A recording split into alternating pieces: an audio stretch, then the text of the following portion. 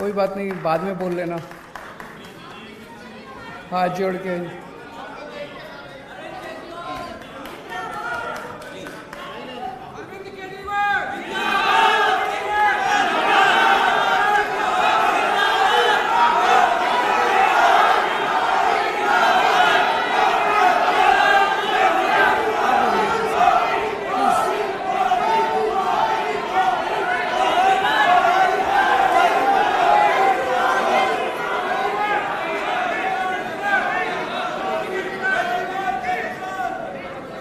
काश अगर इन नारों से शिक्षा व्यवस्था अच्छी हो सकती तो बहुत 70 साल में हो गई होती। मेरी आप लोगों से हाथ जोड़ के निवेदन है, इस पार्टी वालों से भी और इस पार्टी वालों से भी, दोनों पार्टी वालों से निवेदन है, मेरी 5 मिनट बात सुन लो, नहीं पसंद आए तो बाद में नारे लगा लेना।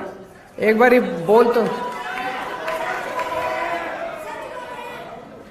तो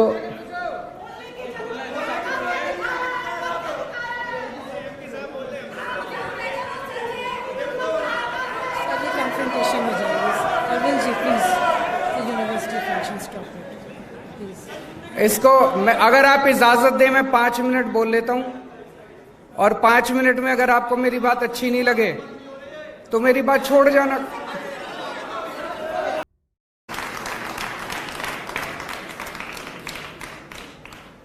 मंच पे मौजूद दिल्ली के उपराज्यपाल महोदय श्री विनय कुमार सक्सेना जी, मंच पे मौजूद दिल्ली के शिक्षा मंत्री आतिशी जी, दिल्ली के स्पीकर साहब Ramniwas Goyal ji, honourable member of parliament Shri Gautam Gambhir ji, MLA इस एरिया के ओपी शर्मा जी, और यहाँ पे ऑडिटोरियम में अभी बहुत सारे एमएलएस बैठे हुए हैं, यहाँ के वाइस चांसलर साहब डॉक्टर महेश वर्मा जी, अन्य सभी अधिकारीगण, डीन्स, वेरियस अथॉरिटीज़ और सभी भाइयों बहनों, आप सब लोगों को मेरा नमस्कार, सबको मेरा प्रणाम। आज आईपी यूनिवर्सिटी का ये ईस्ट कैंपस देश को समर्पित किया जा रहा है। अभी हम सब लोगों ने इस कैंपस को घूम के देखा, इतनी शानदार फैसिलिटीज़, इतना खूबसूरत कैंपस, ये कहना गलत नहीं होगा कि आर्किटेक्चरल पॉइंट ऑफ व्यू से और फैसिलिटीज़ के पॉइंट ऑफ व्यू से perhaps this can be counted as one of the best campuses in the country.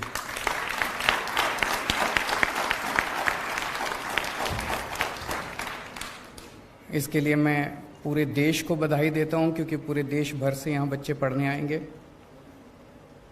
Delhi के लोगों को बधाई देता हूं, इतनी शानदार यूनिवर्सिटी कैंपस बन के तैयार हुआ, और ख़ास तौर से ईस्ट दिल्ली के लोगों को बधाई देता हूं। ईस्ट दिल्ली में इस किस्म की यूनिवर्सिटी या कैंपस नहीं था। सब लोगों को मैं बहुत बहुत बधाई देता हूं। ओपी शर्मा जी को बधाई देता हूं, उनकी विधानसभा में ये कैंपस तैयार हुआ। इस तरह की यूनिवर्सिटी जब बनती है, यहाँ पे 2500 बच्चे पढ़ेंगे, लगभग इसकी कैपेसिटी 2500 बच्चे होंगे। इस तरह की जब यूनिवर्सिटी बनती है तो आसपास की अर्थव्यवस्था को भी बहुत ज़्यादा फ़ायदा होता है। बच्चे आएंगे, रहेंगे, हॉस्टल में रहेंगे, खूब सारी आसपास दुकानें खुलेंगी, कई लोगों को रोज़गार मिलेगा। इसका जो कास्केडिंग इफेक्ट है वो बहुत ज़्यादा होता है। तो इस पर्टिकुलर विधानसभा को अर्थव्यवस्था के पॉइंट ऑफ व्यू से बहुत ज़्यादा फ़ायदा होगा।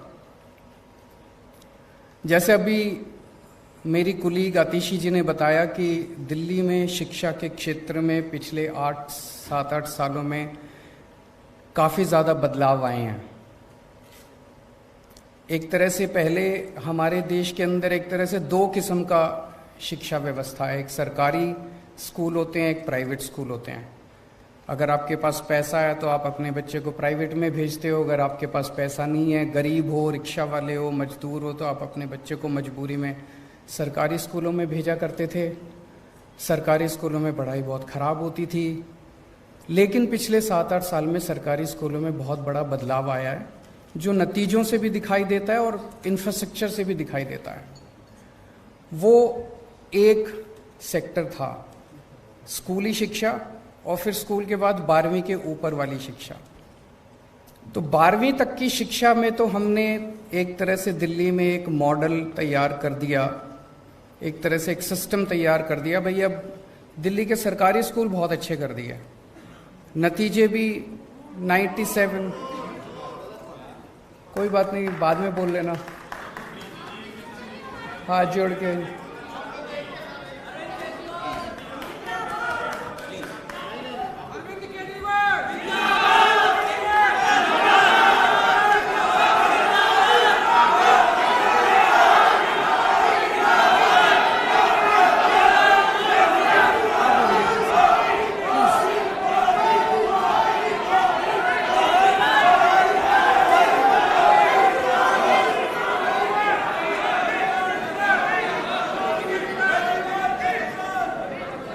काश अगर इन नारों से शिक्षा व्यवस्था अच्छी हो सकती तो बहुत 70 साल में हो गई होती। मेरी आप लोगों से हाथ जोड़ के निवेदन है, इस पार्टी वालों से भी और इस पार्टी वालों से भी, दोनों पार्टी वालों से निवेदन है, मेरी 5 मिनट बात सुन लो, नहीं पसंद आए तो बाद में नारे लगा लेना। एक बार ही बोल तो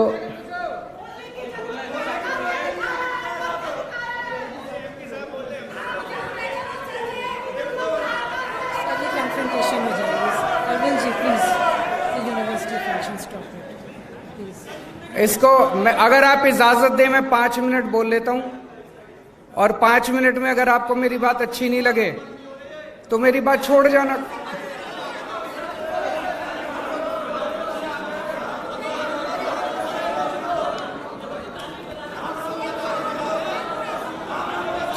एक मिनट, अब बैठ जाओ, सब लोग बैठ जाओ, सब लोग बैठ जाओ, बैठ जाओ, सब लोग बैठ जाओ, बैठ जाओ, सब लोग बैठ जाओ, सब लोग बैठ जाओ। तो एक तरह से 12वीं तक अपने पास अब एक सिस्टम है, अगर आपके पास पैसे नहीं भी हैं तो आपको अच्छी शिक्षा मिलेगी, आप सरकारी स्कूल में भेज दो, आपके बच्चे को अच्छी शिक्षा मिलेगी। अब अपने को 12वीं के बाद की शिक्षा के ऊपर ध्यान देने की जरूरत है। दिल्ली में हर साल लगभग 2.5 लाख बच्चे 12वीं पास करते हैं। इसमें से लगभग 1.5 लाख बच्चे सरकारी स्कूलों से निकलते हैं, 1 लाख बच्चे प्राइवेट स्कूलों से निकलते हैं। जब हमने जिम्मेदारी संभाली थी 2015 में, तो उस वक्त 12वीं के बाद सारे कॉलेजेस मिला के, और डीयू का भी एक स्टेटिस्टिक्स लिया गया, डीयू में जैसे जो दिल्ली सरकार की यूनिवर्सिटीज हैं उनमें तो 85% सीट जो हैं वो दिल्ली के बच्चों के लिए रिजर्व हैं, लेकिन डीयू के अंदर सीटें रिजर्व नहीं है। तो एक एस्टीमेट बनाया गया भी दिल्ली के बच्चों को कितने एडमिशन होते हैं दिल्ली यूनिवर्सिटी में, वो सारा मिला लिया जाए तो एक रफ एस्टीमेट ये है कि 2.5 लाख में से 1.1 लाख बच्चों के लिए दिल्ली में सीट अवेलेबल थी। तो एक तरह से 1.4 लाख बच्चों का डेफिसिट था। पिछले 7-8 साल के बाद अंदर ये 1.1 लाख से हम इसको 1.5 लाख तक ले जा पाए हैं। आज 1.5 लाख बच्चों के लिए 12वीं के बाद सीट अवेलेबल है। अभी भी 1 लाख का डेफिसिट है, हमें अभी 1 लाख और बच्चों के लिए सीट्स क्रिएट करने की जरूरत है। लेकिन सबसे बड़ी इशू उठता है, और वो ये है कि पढ़ने लिख के बाद भी अगर नौकरी नहीं मिले तो फिर एक मन में प्रश्न तो उठता है कि क्या शिक्षा सार्थक थी जो हमने पढ़ाई लिखाई की, अपर एजुकेशन। आज सबसे इंपॉर्टेंट चीज एक युवा के सामने यही है, jobs jobs jobs and jobs. अगर जॉब्स नहीं मिलेंगे, पढ़े लिखे हाथ में डिग्री लेके घूमने से कोई फायदा नहीं है। और ये सारा सिस्टम 1830 ईस्वी में मैकॉले ने बनाया था।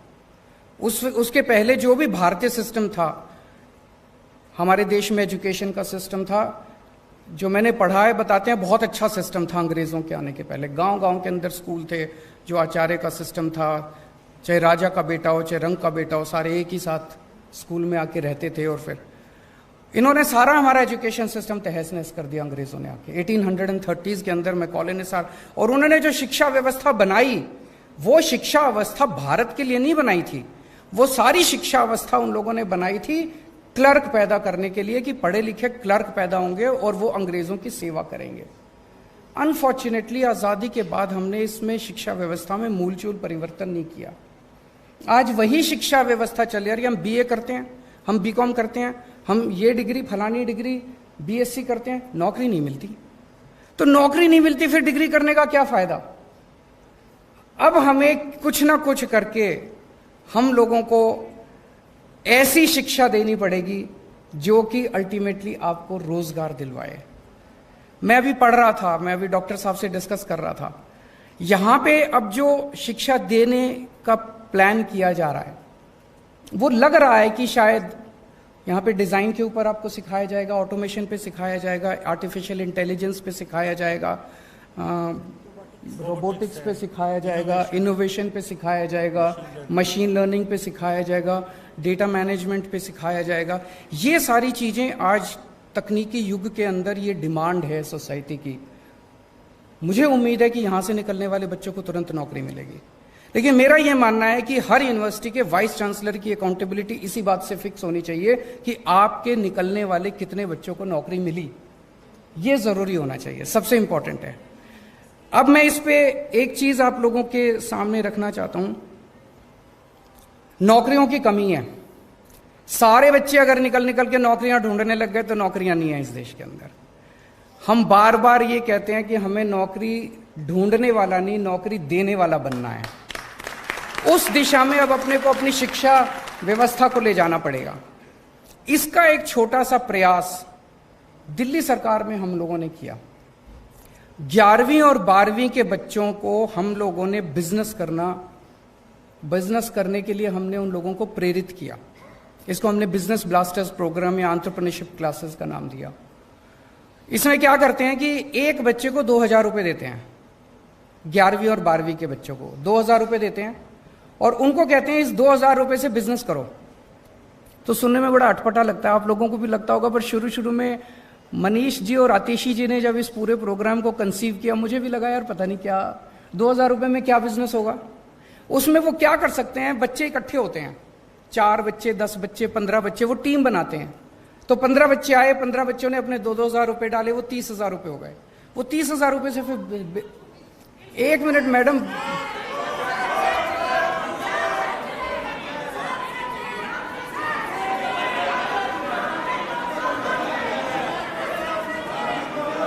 अगर ऐसे डिस्टर्ब करेंगे तो हम बात ही नहीं कर सकते फिर।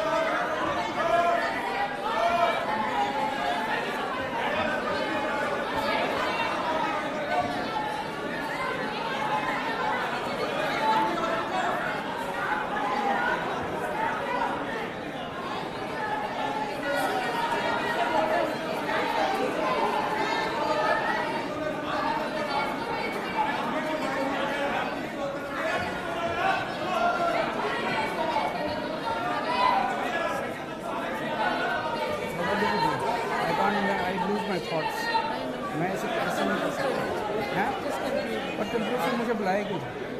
अगर मुझे कंक्लूड ही करना, सुनना ही नहीं है तो मुझे बुलाएगी इसलिए। आप तो चुप करा सकते हैं, आपकी सुनेंगे, इधर वाले की सुनेंगे। नहीं, ये तो तभी उठ रहे हैं जब वो उठ रहे हैं।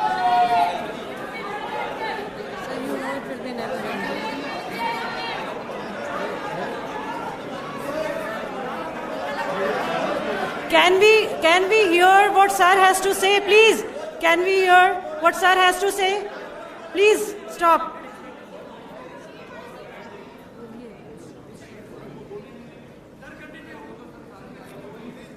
मेरे हो सकता है आप लोगों को कुछ आइडियाज पसंद ना आए, हो सकता है आप लोगों को ये लगे कि केजरीवाल जो बोल रहा है वो सच नहीं है, हो सकता है। मेरी आपसे हाथ जोड़ के विनती है, 5 मिनट मुझे कंप्लीट कर लेने दीजिए, है ना। उसके बाद आपने जो टिप्पणी करनी है टिप्पणी कर लीजिएगा, लेकिन किसी वक्ता को इस तरह से बीच में बार बार टीका टिप्पणी करना मुझे लगता है अच्छी बात नहीं है। तो आप लोगों से हाथ जोड़ के विनती है, इस देश के अंदर जनतंत्र है, बोलने का अधिकार तो सबको है। मैं किसी को गाली गलौच नहीं कर रहा, मैं अच्छी बातें कर रहा हूं। पसंद आए तो ठीक है, नहीं पसंद आए तो ना सही। एक मिनट, नहीं, एक मिनट, बस। सो मैं ये कह रहा था कि 2-2 हजार रुपए देते हैं, तो उसमें मान लो 10 बच्चे इकट्ठे हुए 20,000 रुपए हो गए, 15 बच्चे इकट्ठे हुए 30,000 रुपए हो गए। उनको वो एक साथ डालते हैं और उसमें फिर वो सारे बच्चे मिलके कोई बिजनेस आइडिया ढूंढते हैं और उस बिजनेस आइडिया के बेसिस पे फिर वो कोई प्रोडक्ट बनाते हैं। प्रोडक्ट बना के फिर वो फेसबुक पे, व्हाट्सएप पे अपनी मार्केटिंग करते हैं। इतने सारे एग्जाम्पल्स अब इकट्ठे हो गए। इन 3 लाख बच्चों ने, 1.5 लाख बच्चे 11वीं के और 1.5 लाख बच्चे 12वीं के, इन लोगों ने मिलके 52,000 टीम्स बनाई हैं और हर टीम का एक आइडिया है। किसी ने कोई कॉफी बनाई है, किसी ने कोई ताला बनाया है, किसी ने कुछ बनाया, किसी ने सॉफ्टवेयर बनाया, किसी ने गेमिंग ऐप बनाया है, किसी ने कुछ, कई सारी चीजें बच्चों ने बनाई है। उनसे जब हम डिस्कस करते हैं, उनका पूरा जो माइंडसेट है वो चेंज होता जा रहा है। वो सोचते जो हैं, वो ये सोचते हैं मैं क्या बिजनेस करूंगा, फिर कैसे करूंगा, फिर मार्केटिंग कैसे करूंगा, मैं फिर फाइनेंस कहां से लाऊंगा। पूरा उनका माइंडसेट चेंज होता जा रहा है। मेरा अपना ये मानना है कि अगर हम ये बिजनेस ब्लास्टर्स या एंटरप्रेन्योरशिप क्लासेस अगर कॉलेजेस के अंदर शुरू कर दें, मान लीजिए प्री फाइनल ईयर, सेमीफाइनल 1 साल पहले से 2 साल के लिए अगर हम इसको कर दें, तो जो पास आउट होने वाले बच्चे हैं, वो पास आउट होने वाले, जैसे अभी हम एक लैब में लेके गए, वहां पे कुछ गणेश जी एक प्रोडक्ट दिखाया। Now there is absolutely no reason कि इस तरह के प्रोडक्ट्स की मार्केटिंग और इस तरह के बिजनेस आइडियाज, इसको एक बिजनेस आइडिया के रूप में क्यों नहीं सोचा जा सकता। तो अगर हम ये बिजनेस कि मुझे बाहर निकल के बिजनेस करना है, मुझे बाहर निकल के बिजनेस करना है, अगर 50% बच्चों ने भी निकलने के बाद बिजनेस करना चालू कर दिया, बाकी 50% को तो यही नौकरी दे देंगे। मुझे लगता है अब हमें इसी दिशा के अंदर जाना पड़ेगा। और एक मैं ये आतिशी जी से भी और डॉक्टर वर्मा से भी ये निवेदन करना चाहूंगा कि इस दिशा के अंदर सोचना चालू करें कि कॉलेजेस के बच्चों को भी हम एंटरप्रेन्योरशिप क्लासेस की तरफ लेके जाएं। दूसरा, हमें एक सर्वे करने की जरूरत है कि हमारे दिल्ली के पिछले 6-7 साल में जो बच्चे 12वीं करके निकले, वो फिर कहां गए? उनमें से कितने लोगों ने पढ़ाई छोड़ दी, कितने लोग दिल्ली के बाहर पढ़ने गए, कितने लोग दिल्ली में पढ़ रहे हैं, कौन क्या कर रहा है। अगर इसका अपने को एक डेटा मिलेगा तो इसमें हम देख सकते हैं कि किस चीज की सबसे ज्यादा डिमांड है और उस सेक्टर के अंदर हम और ज्यादा फैसिलिटीज खोल सकते हैं। मैं फिर से एक बार दिल्ली के लोगों को, देश के लोगों को बहुत बहुत बधाई देता हूं। इतना शानदार कैंपस बना और मैं उम्मीद करता हूं कि आईपी यूनिवर्सिटी पहले तो देश की टॉप 10 यूनिवर्सिटीज में आएगी और फिर एक समय आएगा जब दुनिया की टॉप 10 यूनिवर्सिटीज में आएगी।